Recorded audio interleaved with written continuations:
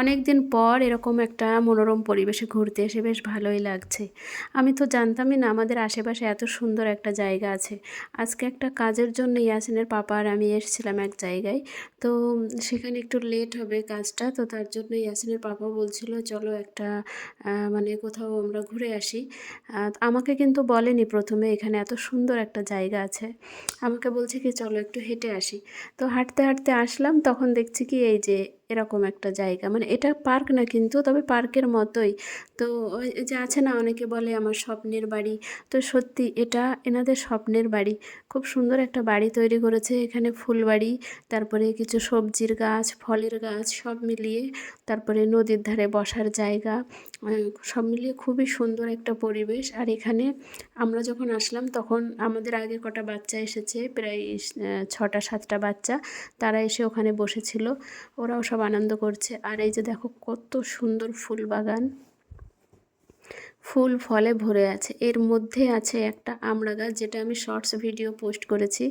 ওই আমড়া গাছটা মানে এক হাতও লম্বা না কিন্তু, তবে আমড়ায় ভরে গেছে, পুরো গাছটা ভর্তি আমড়া। ওটা হচ্ছে বিলেতি আমড়া।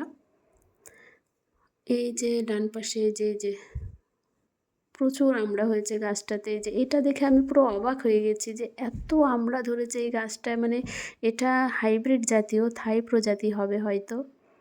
এই যে দেখো আমি জুম করে দেখাচ্ছি, এই যে আমি দেখে জাস্ট অবাক। তখন মনে মনে ভাবলাম যে এরকম একটা গাছ পেলে আমিও ছাদ বাগানে অ্যাড করব। আর ওই যে দূরে রয়েছে বাড়িটা, ওনাদেরই এই বাগানগুলো আর কি। খুব শখ করে বাড়িটা বানিয়েছে, আর বাগানটাও খুব শখ করে করেছে, দেখে বোঝা যায় মানুষের রুচি। আর ওই যে আমাদের নবাব বসে আছে ওখানে। আর এই যে দেখো ইছামতি নদী, কত সুন্দর লাগছে না?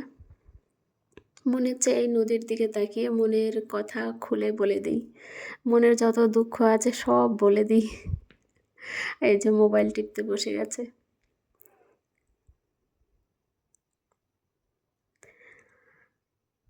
এখানে কিছুক্ষণ বসে তারপরে আমরা রওনা দেব। আর এত সুন্দর একটা জায়গায় আমাকে এনেছে, সত্যি আমার ভীষণ ভালো লাগছিল। খুবই মানে নিজেকে হালকা মেহসুস হচ্ছিল।